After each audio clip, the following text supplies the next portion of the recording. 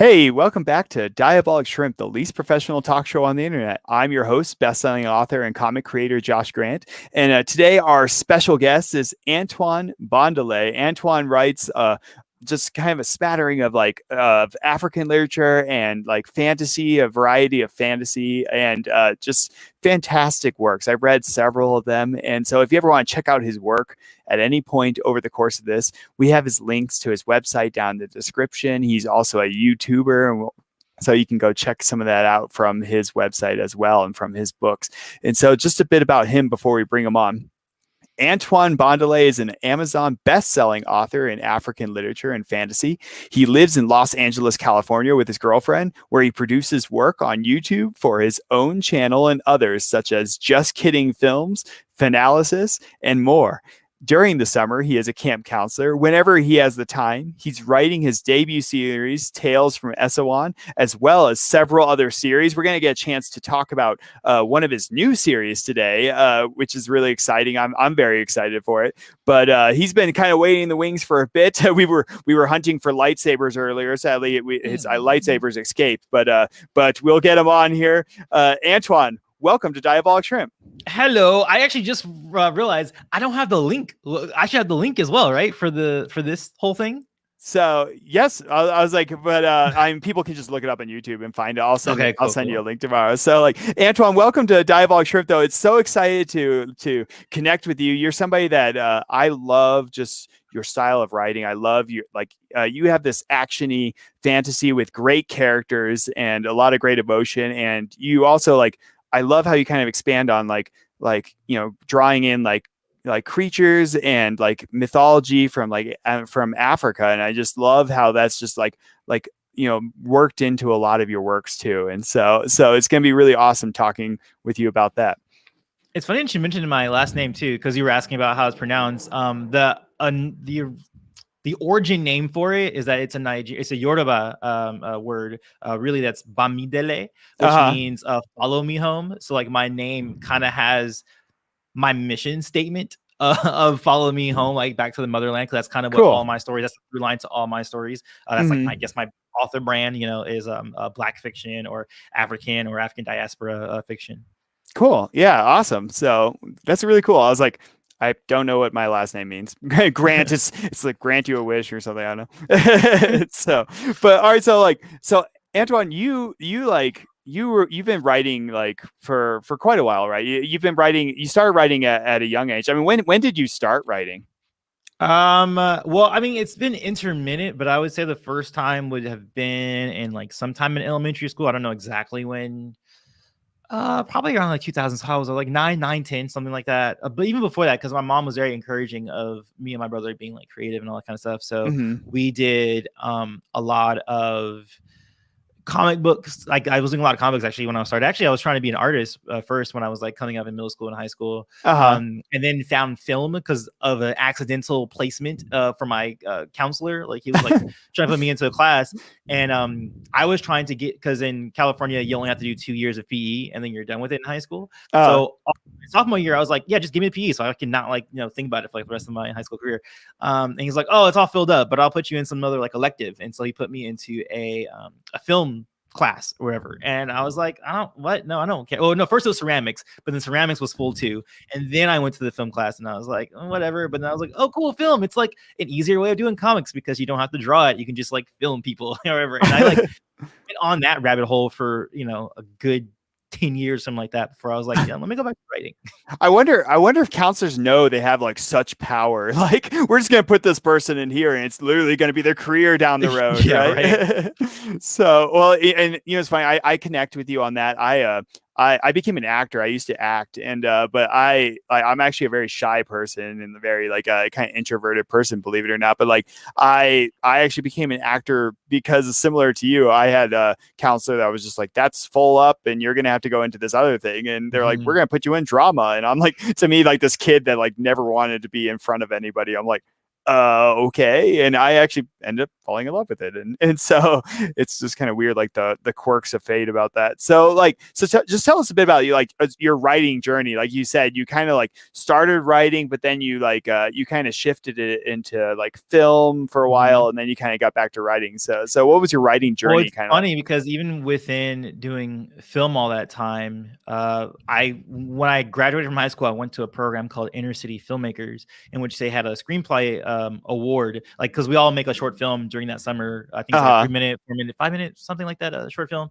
And at that time, at the end of the session, like before we got to screen out our films for our parents, whatever, in like this big theater, they that was the first year they gave scholarships for people who like would win for certain things. So then they called third place for, I think they did it for like filmmaking, I think it was for one of them, or it was something else, like maybe visual effects, something like that. And then the other one was for screenwriting. So like in third place it was someone from my group, actually, which was really cool. A second was someone else, and the first place was me. And I was like, whoa, nice.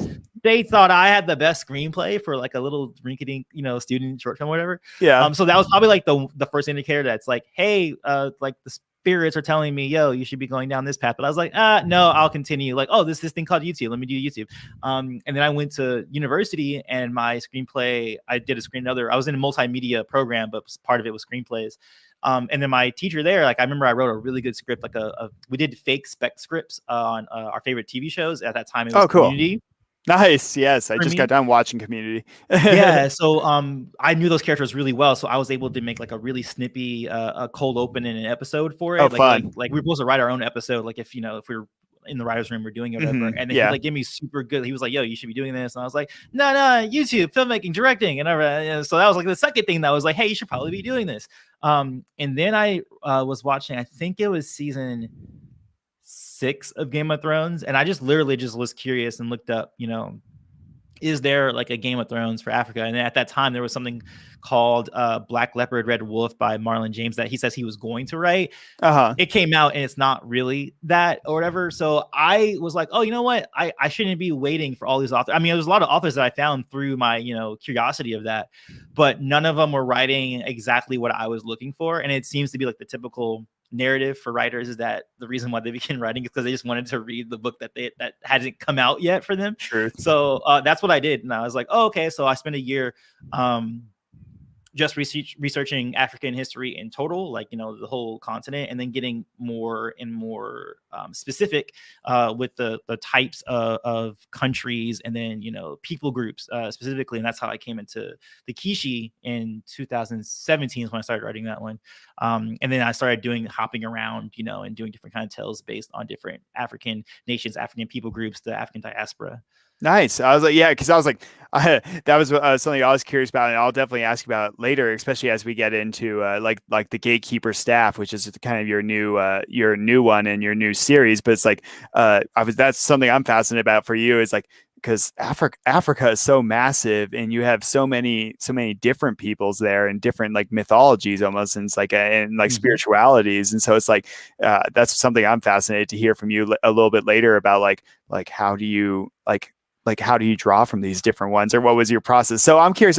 So you said your very first screenplay, right, was what got picked number one there. So like, what was your screenplay about? What was your flick about? I believe it was called Uncovered. It was about a girl who, if I remember correctly, I think she wasn't getting attention at home or something. I think the reason I won it is because of how I ended it specifically. And I realized that's really important. Like going forward, like endings are very important. Because like you can have like a really, I think one of my mentors that said that too. He's like, yeah, like like we were talking about another filmmaker who was doing really well in our program. And he's like, yeah, she just has really good endings. Like sometimes like the beginning isn't all that great, but like if you like can leave that last impression on a person like really well, like sometimes they forget about like what happened before it.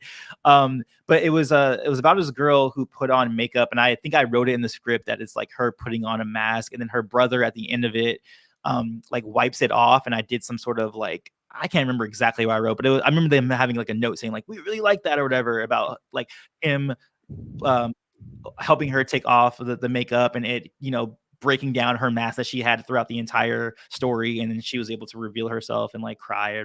I don't remember exactly the plot of it, but I just remember like that specific moment, I think, is what was highlighted most about that screenplay. Nice. Yeah, there's a twist at the end of this video too, so keep watching it. Yeah, If you're part of our live group watching or whatever, it's coming up. There's a big twist. There's a I'll wipe off my makeup and I'll be a different person or something.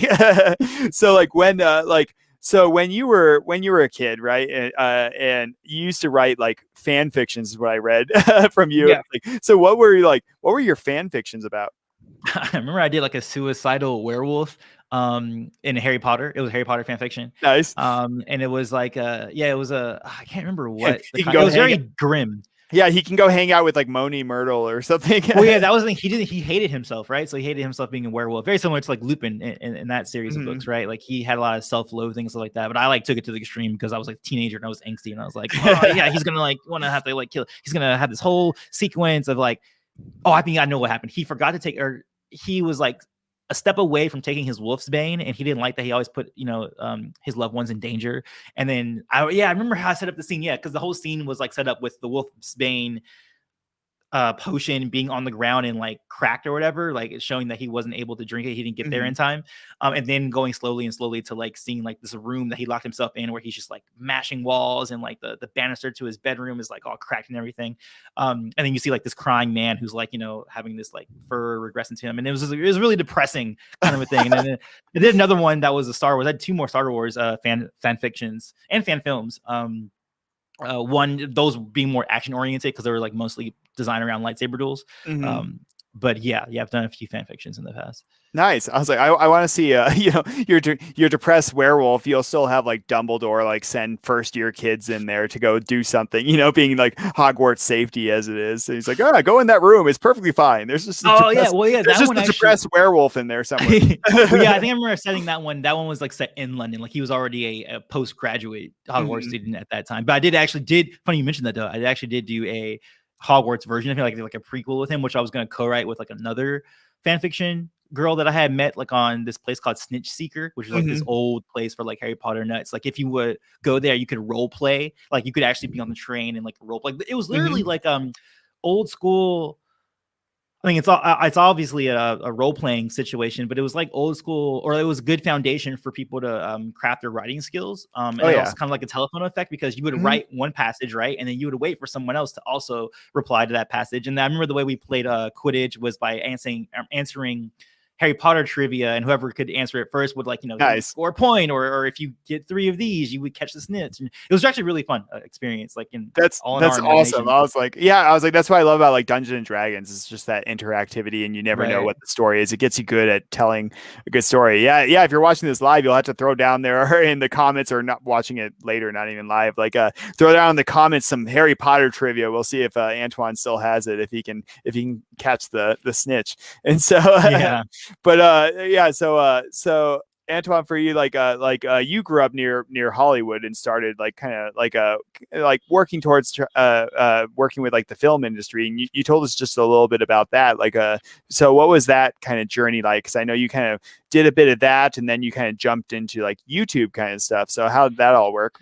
Yeah, I mean, I guess I kind of connect the two because new media now is just like media. You can see even celebrities are like turning to YouTube. Like remember that time when like Will Smith was trying to do this huge campaign of like vlogs, and that didn't really go over too well because they're like, you feel too manufactured, right? Like people could tell like that doesn't feel right for YouTube. But yeah, YouTube was a great place. At first, it was just a place that I put my films on, because back then you had to pay for bandwidth if you had it was a super different space back in the day. Right. Yeah, you actually had to pay, like so for people who might not know this, who might be younger, in the old days of the internet, you had to pay for pretty much anything that you uploaded, whether it was a picture, whether it was a video. A lot of places like Photo Bucket, I remember, was a huge one I used to use because that would store your photos. I forgot about Photo Bucket. yeah. That was the one that I would use a lot because MySpace was one you would use so you could store photos. And then for video, it was a little bit more difficult because those are typically going to be larger file sizes and thus more bandwidth and thus more money. When YouTube came around, it was mostly used at the start really as a way of being like, oh, cool, I don't have to pay for bandwidth. I can just put it on here for free and then like upload or have people share it around, stuff like that. So I did that first. And then that evolved into me actually doing YouTube. And I actually didn't do YouTube as like a serious, like, I'm going to get money from this ad revenue type thing until Star Wars was coming back in 2014. Because I had my YouTube channel since 2006 when it was like, when YouTube started, and literally it was just there just to, upload your videos. But it wasn't until 2014 when I started doing these like versus battles between like, Vader and Voldemort, or Scott Pilgrim versus whoever, or I had another one, Versus the world. yeah, exactly. Rick and Carl from Walking Dead versus Joel and Ellie was a big one I had too. Nice. So I started doing that. And another, Aang versus Korra was huge too. Yes. So I had a bunch of videos like that I did, and I started doing geeky type stuff like on the channel, which I still do to this day. So yeah, it evolved from me doing like traditional film route where you would go to a studio, be like an apprentice to someone. I was specifically trying to do editing during that time. And I was like, oh no, let me just do YouTube. And I started working for other YouTube channels, which I think you mentioned earlier in the introduction.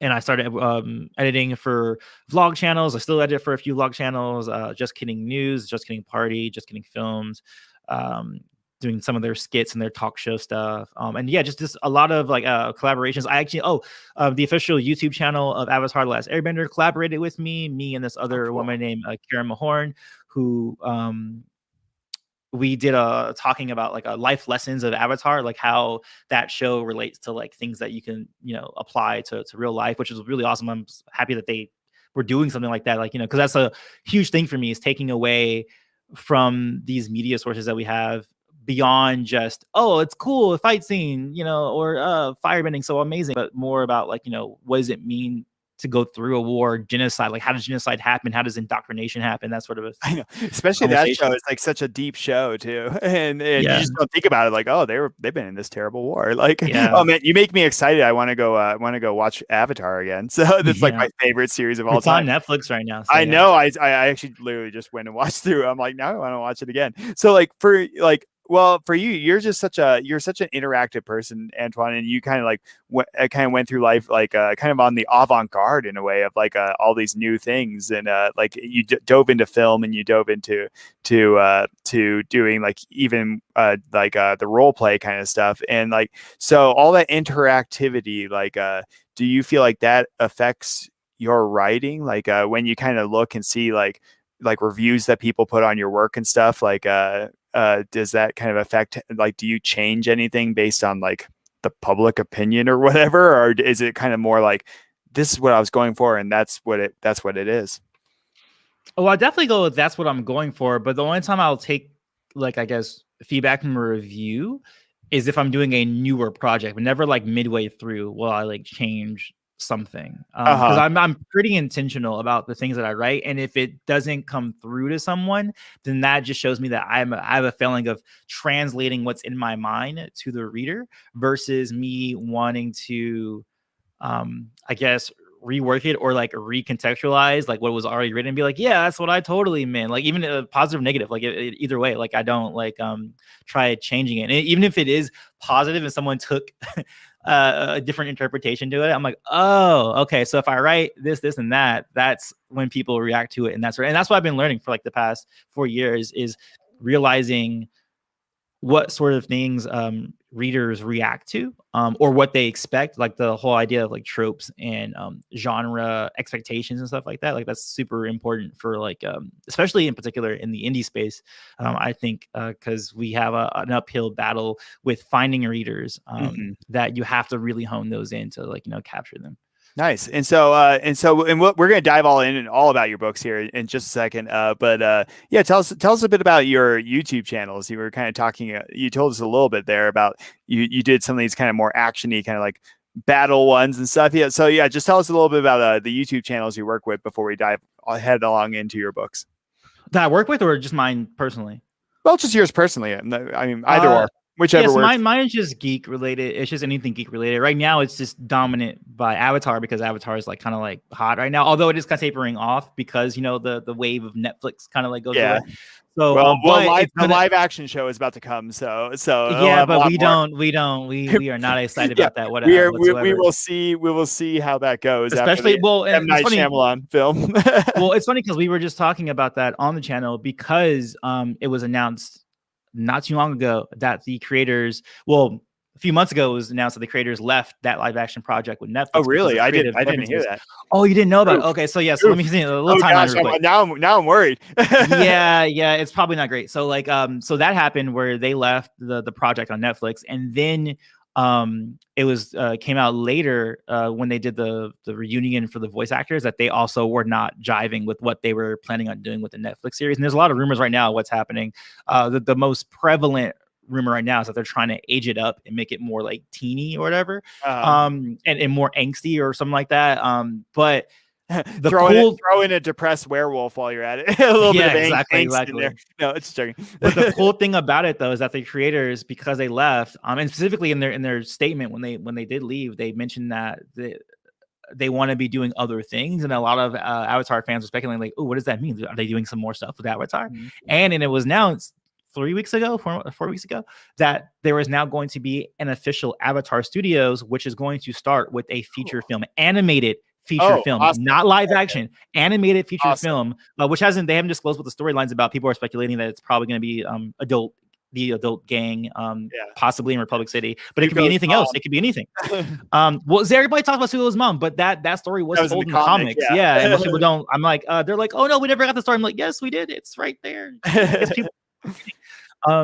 Even when it's comic books, because comic books aren't really reading, it's reading and also like a visual medium as well. But they're making this entire studios where they're going to be doing new series. They're going to be doing the first thing is this movie, but it's also going to be series. It's all going to be on Paramount Plus. It's kind of going to be the what upholds Paramount Plus. Like, HBO Max, like they had the DC thing going on. Netflix has everything Netflix does, but Paramount Plus is kind of banking on Avatar, and they're going to be doing a big thing. So I know that the future of my channel will have plenty of content because very similar to how Star Wars was coming back all those years ago. I'm going to have that kind of thing going on with Avatar coming up. But I'm also, doing anime right now. I do live streams every Friday where I game. It's really like a lay back, relax, like, hey, just chill. It's more like a hangout stream than me like try harding at like a game, whatever. Nice. More just like my fans. That's me with any game. I'm so bad that it's none of it's try hard. Yeah. Like, I just get killed at Fortnite or whatever.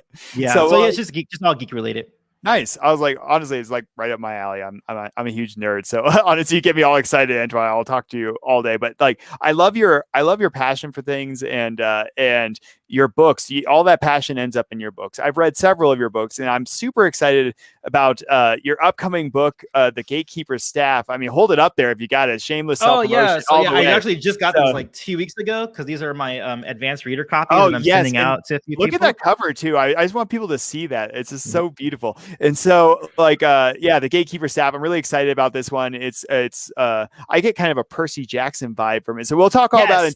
That's like exactly what perfect. Okay, sweet. Okay, I pegged it, and that's my favorite book series of all time. So that's why I'm really excited. I've noticed that so many people love that, love that series. They're really attached to it. Yeah, I didn't know that before. Well, I'm just really excited about your style. Disney Plus, it's coming. It's being remade. Yes, I saw that as a series. Yes, which I'm like, for that. I don't know. Like when it comes to Percy, I'm like, I don't necessarily like. I don't know. Well, he's actually writing it though. Rick Riordan. He's but writing like, the screenplay for it. When it comes to Percy though, it's it's one of those books that I just like feel like it works because it's in my own mind's eye and the feelings that go with it. So it's kind of like I mean, it's a little bit more visual than like The Giver, but like I didn't go see The Giver because I'm like, that book is all about emotions and it's just so good. The Giver was okay. The movie adaptation, it was okay. Like it wasn't offensive, it wasn't bad, but it was just kind of like, yeah, the book's better. Like it's just better. But it's like The Giver, and it's funny because they were trying to make that movie for like the past 30 years or something like that, and it was kind of like if you come into it with that, then you're like, oh yeah, that wasn't that great. Yeah, that wasn't something you want to spend 30 years on. But also, if you didn't know about it and you were just watching it, it's completely serviceable. But if you've read the book first, I don't think you would get much out of it. Yeah, well, I'm excited to talk like Gatekeeper Staff. So here I'll read our first lines that you sent me from the Gatekeeper Staff, and I always do. And then the murders began afterwards. If you ever are bored, you just like throw that in after the first few lines. Let's see how it works. So here's the Gatekeeper Staff. It says, "Heads up, Lucky Charm." A basketball came hurtling at T.J. Young's head. Too slow to get his hands up, the ball smacked against his cheek and out of bounds. Lamar, one of his opponents, howled like a damned hyena, and considering his sharp jaw was contoured like a snout, that was a fair comparison. And then the murders began. Man, basketball got much harsher than I ever remember. It's kind of funny you said, because like probably at that time there were murders that were actually happening behind the scenes of the storyline. And so yes, we got it. So like, so tell us a bit about like the gatekeeper staff and also just kind of like this whole kind of series that you have planned in general. So the Gatekeeper Staff is a contemporary fantasy, which is different from all the others that I've done prior with the Kishi or the Skypire Chronicles and the other S1 stuff that I do, where those were more specifically designed to be fantasy tales set in a fictional African country that resembles pre-colonial Africa versus like, any kind of post-colonial kind of thing. And this, and by contrast, is a contemporary piece that is very much set on, real world Earth, and is something that I would say, like I explain it as if you're growing out of Percy Jackson, like the middle greatness of Percy Jackson, but you're not quite old enough for American Gods. So it's like a very YA version, YA being young adult version of those two stories, kind of like it's like the bridge between those two, except that instead of it being Olympians or Egyptian gods, we're talking about West African gods, and specifically the West African gods being called the Orishas.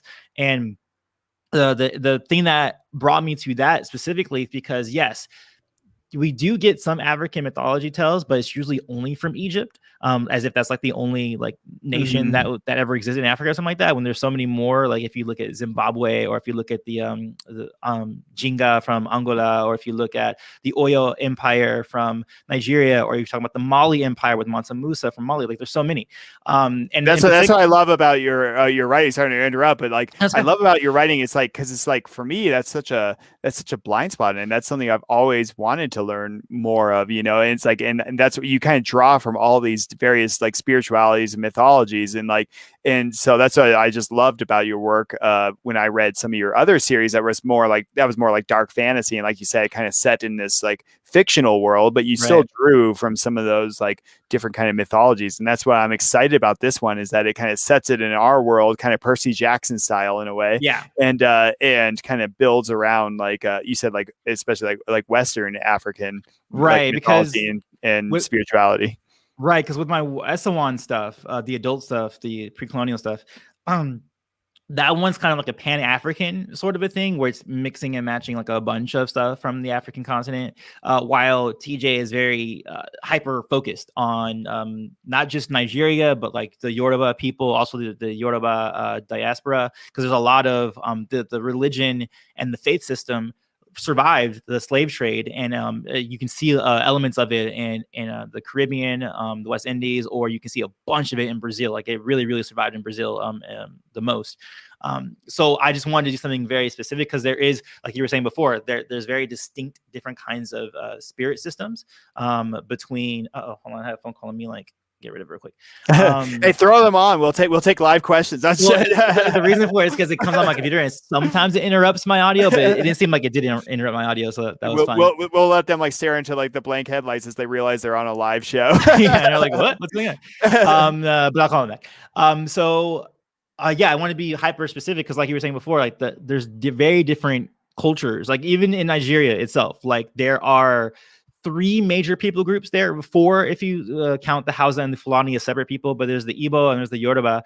And while they are part of this, and of course the borders of Africa are kind of controversial, because they weren't created by African peoples, they were created by European powers for their own purposes. Like so they were so they were trying to have these people be together who aren't together culturally, like in terms of in me trying to underscore and highlight the differences between the distinct differences between African cultures and African peoples.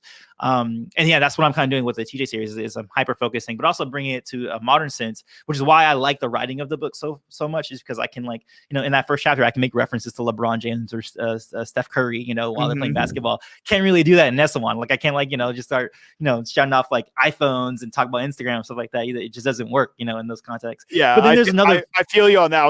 I got started in like horror books that were set in like real life, right? So I can like just make those references, and then I switched to like fantasy, and I was doing like young adult fantasy, and like I was like making references, but I'm like, oh, I can't just like compare something to like, that was like like a roller coaster. I'm like, they live in this fantasy world. Yeah, They like don't have a who? roller What's a roller coaster. coaster? Right? Yeah, like you can't do that. Yeah.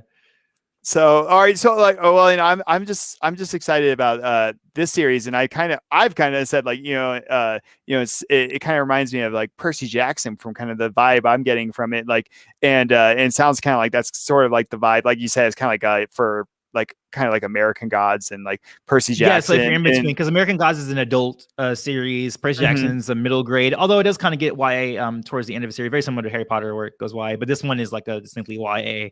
Like I even say that's like parents who want to read it. I'm like, oh hey, mini trigger warning. Like the kids kind of curse sometimes. Like no like F bombs or like B words, whatever. But there are some like shits and dams and asses in there because like I always had that issue with some of the teen books that I read coming up is that it seems like they kind of like took the things out of the teen character. I'm like, teens don't really talk like that. Yeah, Like, exactly. It's like that's what I loved about The Outsiders. Even though The Outsiders were set in the past, it was like it's like it did actually kind of capture like what it's even stuff actually like Stand By Me, and that was they were younger too. I think they were in middle school, but they were like Yeah, cursing in that, and it was like Yeah. I or even Stranger Things is doing that too. They're kind of Mhm. harkening back to like that Yeah. 80s vibe of like It. kids freaking curse when they're not part of their if they're not in their around their parents, they're going to be cursing. They're going to be cursing a lot. So like, I always appreciated that whenever I saw that in a story. I was like, yeah, that's how like legitimately I would hear other kids talk, during that time period. Like not this like, taking the things away, like they're all goody two shoes. Not just that too, not just the language, but also relationships. Like that was a big thing in Harry Potter. I was like, why did it take them to like the 6th book, especially being in a boarding school, that they all like take an interest in one another? Like, come on now. Like, they were so focused on their studies. Okay, I know. Like, come on. They never broke the rules and tried especially to like away. A teen boy. Like you were obsessive over girls when you realized that girls were like an awesome thing. So like, so what would you say kind of inspired like all of your works though, like the various works, because like I mean we got a bit of that already. You kind of said a little bit of like Game of Thrones, a little bit of like a little bit of like Percy, and like it sounds like Harry Potter even. Like, so what would you say kind of inspired your various works? I mean, a lot, like even like Airbender, I would say, like because there's like elementals in the S1 books or whatever, so like that element will come into it, sometimes. But it's everything, like Mass Effect will pop up. Like there's a character that I have that's completely based on Morden. I don't know if you've played Mass Effect, but like Mass Effect is okay, cool. One of my favorites. I interviewed one of the people who helped write Mass Effect. The remaster is happening. What, Drew Carpenter? So, well, no, I had a Chris Hepler on the show a while back. Okay. He kind of did more of the like a lot of the like kind of lore that fed into Mass Effect, Star Wars: The Old Republic, and so he kind of fed into a lot of like more like the building of like the worlds and everything like that. So, but yes, I love Mass Effect and I love Morden. So I love remaster. Wait, which of your characters? Yes, I'm so excited for the. I'm going to be away during the summer, unfortunately, so I'm going to have to wait until I get back from the summer before I can actually like play it. But I was going to play it the other day, and I was like, I'm going to wait for the remaster and kind of see how that is. But for you, so you say one of your characters is sort of so at the end Morden. of the 2nd book of Sky Pirate, there is a character, and he shows up more in book 3 as well. There's a character there that is totally our Morden character. Yes. Okay. So I don't think I made that as far. It just came out. First. It literally just came out. Like I was gonna say because I didn't think I like made that far. I read more of like the Eswan series, but it's like, and I just love I love all your series. Like kind of what you were saying. You get characters like they're real. That's like kind of like what you're saying. You give them the language that they would actually say. So funny. I actually got a critical review about how my characters fell too much. Like one of the readers, like she says, like I think her highlight was like, I love the characters, I love I love the world, and she says, but I am so frustrated because they fail all the time. And that's for me. That's funny because like for me, like that specifically, that was by design. So like if that's just her, and that's what she said too. She said it just might be my own preference, whatever. And I'm like, that's cool. Like I like when reviewers do say that, like it's preference versus it being like a objective truth or something like that. Because like I love seeing people fail and just like go through shit. You know what I mean? Like and they do in a couple of yours. They have a rough go of it in a few of those. So like well, that's something I've always loved about yours is not just like again the world. I just think it's so cool that I've read of yours and like the mythology piece of it, but also those characters and they're real and they're also still fun. So it's like Yeah. you can have a good blend. Like so speaking of characters, you've created loads of great characters. Like who would you say is the character after your own heart? Like kind of your greatest accomplishment. It doesn't necessarily have to be like the most likable character, but like who would you kind of say is like the one that you like just poured so much into and you just kind of feel like it's your creative accomplishment? I don't know if I It's have always something hard like that. Yeah, I don't think like I have anything like that for a character. In that, like I put a lot in them, or more than like another character, and I was really proud of how they came out. But more that I like the way that they came out. Like there's a cat person in one of my books. His name's Shamari, who I love having him in a scene because he just lightens up anything and just like always cracking jokes and stuff like that. So he's like a really good element for levity when I need it. Sometimes when when shit is hitting the fan for some of this stuff. But in terms of, I guess, the way I would, I'm not answering your question, but for me, the one that's most relatable to me though is TJ himself, because he's in that contemporary setting and he's so like me, unlike me that he's like tall. He's like probably going to be 6'4" when he gets older. He's very, very skinny. I mean, I'm a thin person, but I'm not like skinny like he is. But he's so much like me in his voice, and just the way he thinks, that when I do write him, I feel like I'm not making an effort with him ever. Like it's just like, oh, he's just working for me. Oh, you get to be lazy then. Okay, Antoine. Yeah. It's so much. It's so easy to write him. No, that's challenge. That's actually one of the things I love. Like, we have a lot of like young writers that'll tune into this, and so it's like that's something I love that to pass on. That's like when you're writing, it's just such a wonderful feeling when you kind of find that character, like you said, that it's like easy to write, it just kind of meshes and it just kind of goes. And so it's just that's part of the fun of writing. So you know what, I guess I could, now you were talking about that, I could say there's a character in the TJ book. Her name is Manuela, but she likes to be called Manny. In terms of like actually actively writing, because for her, obviously I don't relate to her as much. She has a lot of different things that she has in her backstory that are just unlike me. So in terms of like putting an effort into a character and then extracting interesting things from that, I would say her. And she hasn't even begun how interesting she can become, because the first book is just like kind of an introduction for her and just like, an introduction to the world. But deeper in the series, like all these outlines I have for what's going to happen with her, like later on in the series, like I'm almost like, I want to write the book about her, kind of thing. And that happens quite often. I think a lot is that people get interested in their side characters. Yeah, actually, in a weird way, like because it's like Percy Jackson, the Olympians, but like I say, like that book series is one of my favorites. But it's like, you kind of started over the course of the series, you start to see a lot more focus on some of the other characters like that. So what gets you excited when you're writing though? Like how do you motivate yourself? Because it's hard, like when you write a novel, like I write novels, but nowadays I do like comics, and it's like hard for me to get back to doing novels because like comics is a little bit faster in a way. And it's like when you're writing it kind of goes quicker, and then you always have something coming your way, like art and stuff.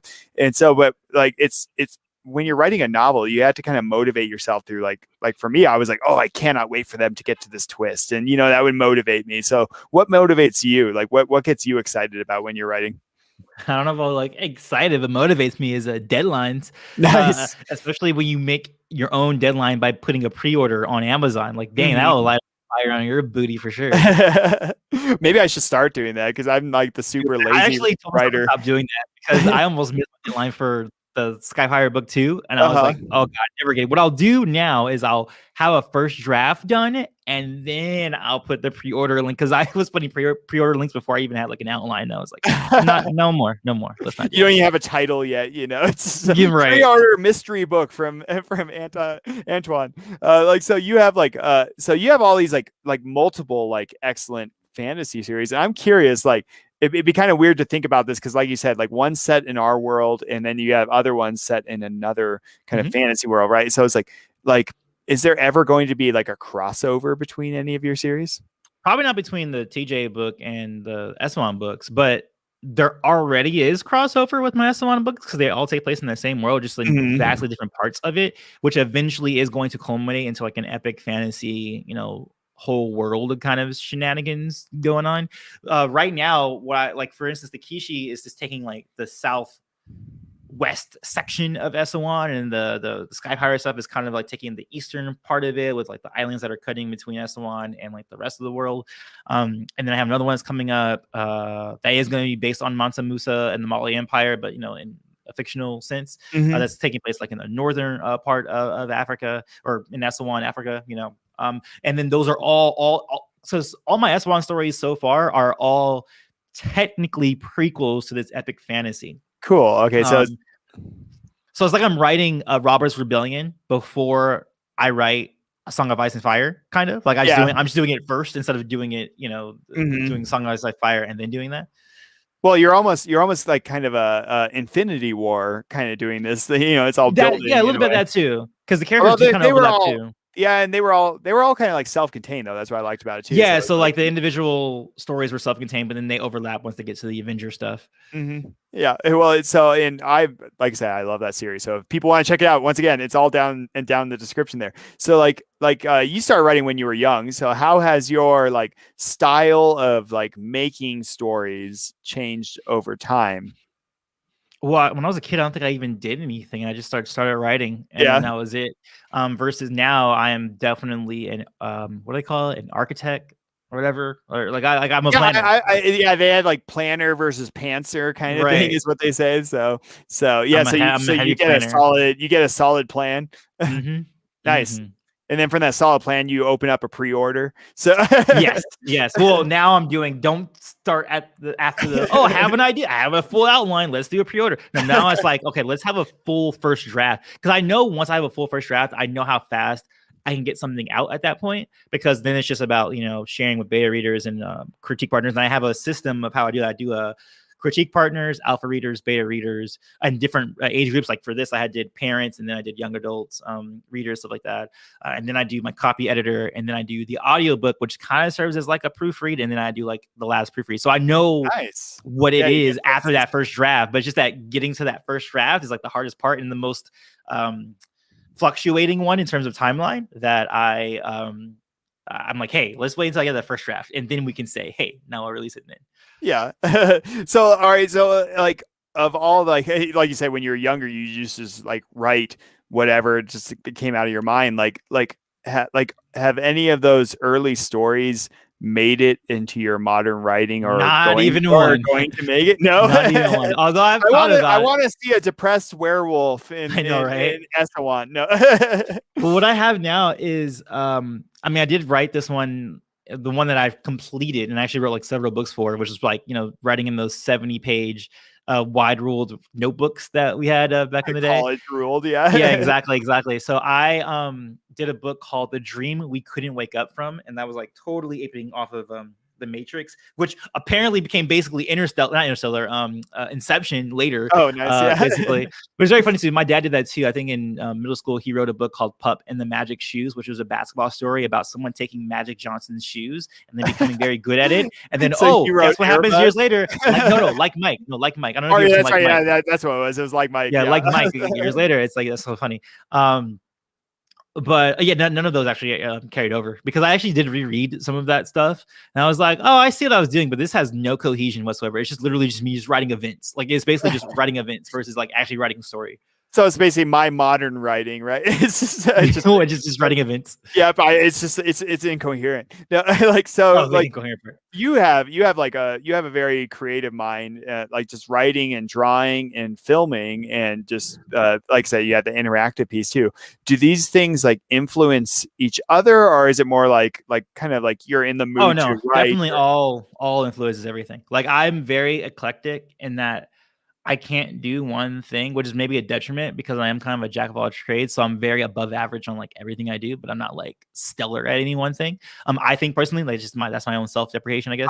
I think you're stellar at writing, so I'll give you that. But they all mesh together. Like, I can't do one task for too long without having something else going on in the background. Yeah, I actually really feel you on that. I used to just write one book at a time, and then nowadays I'm working on multiple projects and working on diabolicshrimp.com and the videoing, and so I have to kind of keep a variety. Before we dive on into some pages and get to read a bit from Sky Pirates,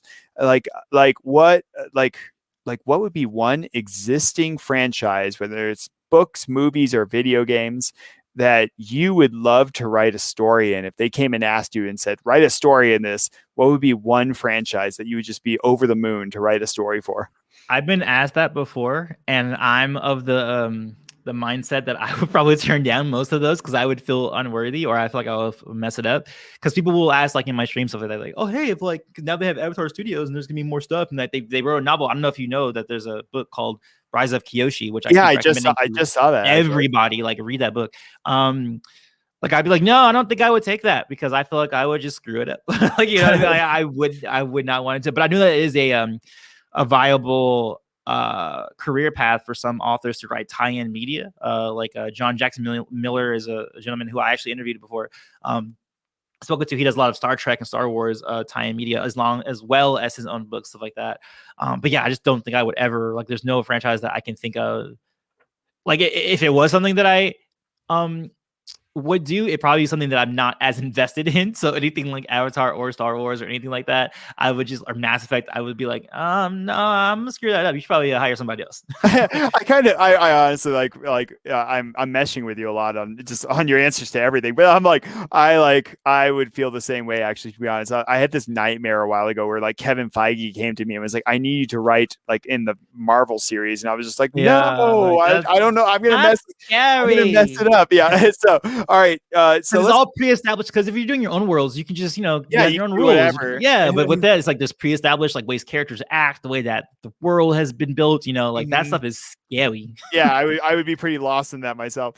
So like, all right, so let's dive into your world. So we have some pages we're gonna read together. We get to be dramatic. It's always fun. And so like, what is this from? And just kind of set the scene for us, like kind of who are these characters and what's going on.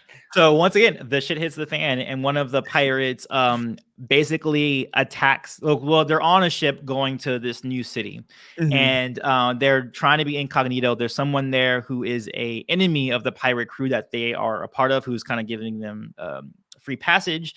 It's revealed that this person is an enemy of them. He actually like comes out and like says like this like swear word to them, like this ancient swear word, and they're like, go kill him. And so things are going crazy. Zala, the captain, has to gather her crew and get them all off the ship. In particular, she has to wake up the Shamari character, the cat man, who has been sleeping this entire morning. He's like, I don't have time to do this. Like what's going on? She's like, we have to go, So that's what this scene is. Fun. Okay. So who do you want to play? You could be all the characters and I could be the narrator. I know actually the other way around because you do all the characters, I'll do the narration. All right, sounds good. I'm much more comfortable with narration than I am with characters, which is why I hire narrators. Sweet. Okay, well then you get to be the narrator. You'll narrate everything, and I'll just be the characters' voices. All right, here we go. Action-y scene. Let's wake up that cat. So there they are. A pair of pirates ducked their heads below deck, both brandishing swords. When they walked into the lantern light, Zala could see it was Kwame and Oseni. Shamari! Zala shouted. I got them. Shamari replied casually as he withdrew his rapier and sauntered over to the duo. With such a confined space, he wasn't able to somersault or vault about as he usually did, but he could still sidestep the pirates, forcing them to collide into one another as he darted about. Try not to kill them if you can, please. Zala shouted down the room. Noted. Shamari said as he set off of her post. Boom! Another shake rocked the ship. Zala turned to Ode. Listen, we don't have time to get to their armory, and they probably have it guarded anyway, so we'll need to make a run for it. Ode looked down to his wooden leg. A silence hung in the air for a moment too long. I guess I'll say it then. Ode grunted in resignation. We both know I'm only going to slow us down. Zala shook her head firmly. Just stick to my ass and I'll get us out of there. She took Ode's arm, slung it over her shoulder, and made her way toward Shamari. Cat, what's taking you so long? I told you. He grunted as he parried a blow and gestured to his unruly fur. It is hard for me to work. He blocked another strike. Under these... Another dodge. Conditions! He kicked Kwame's front legs out from under him before lunging at Alseni. Besides, it is the first duel of the day. I have not done my warm-ups. Shamari ducked under another sidelong swipe. And thanks for remembering, but I just went through a traumatic experience not long ago. He threw the flap of a hammock into Kwame's face. And you try winning a fight quickly when told killing's off the table. Okay, okay. Tala interrupted as she approached the fight with Ode in tow. Just finish it. 3 more moves. Shamari flourished his blade and disarmed Kwame. 1. Asani came for a stab, which Shamari knocked down and away with a low block. Then the Paka used his hilt to hit the pirate across his face. 2. Sorry, her face. And with a short leap gripping at the roping on the ceiling above, Shamari kicked down at the pirates' heads with the soles of his paws. They flew back into the deck and stayed there. And 3. Good. Now run. Tala shouted, already dragging Ode halfway up the deck. No, thank you. Shamari scoffed. I do love Shamari. And then the murders began. Yeah. So, yes, I just love, like, again, just highlighting some of your work. It's just, I love your blend. Like Antoine, you have this wonderful blend of that. You have humor, you have realistic characters, you have this depth to your work, and just wonderful, like, just imagination when it comes to your fantasy world. So I really do hope that more and more people get a chance to check out your work. Especially, I'm really excited about this upcoming series of yours as well. So how can we as just a community support you? I mean, we have your description. We have your we have all your books, and we have your website. Yeah, I was gonna say this is the website that directs you to literally everything that I do. If we're talking about the YouTube channel, if we're talking about my writing, if we're talking about anything like in between, like I do author services. So if there's authors out there that need audiobook services, someone actually just emailed me like right before this about they have like a romantic comedy or something like that. And I was like, oh, okay, sure, but I'll do that. So I do author services for audiobooks and everything. So AntoineBandele.com, you'll find everything there. Awesome. Yeah. And that's great to hear, because we have a decent amount of authors that like to watch this too. So author services are also on the table. Antoine, the man who can do it all, the jack of all trades, and it does it excellently. So Antoine, thank you so much for being on Diabolic Shrimp. Thank you. Thank you for having me. All right. You have a wonderful night. So that was Antoine Bandele. And Antoine, like I said, just does all these fantastic like fantasy and like African literature and kind of this mythology piece. So definitely go check out his YouTubes, go check out his books. If you need some author services, like I said, that's all down there in the description. If you would like to support this channel and what we do for authors and readers and for the world, this is connected to diabolicshrimp.com. If you want to come join us, especially if you're an author or a reader, we'd love to always have you on board. And any extra money I make from any of these ventures, I put towards universally good things like childhood disease research and planting trees and ocean exploration. So if you want to support us in a free way, hit that subscribe button down below. If you want to buy any of my books, Joshua Grant's books, they're also down there in the description. But please do go support Antoine. Has excellent works. But thank you so much for joining us this evening. This has been another Diabolic Shrimp. Have a good night.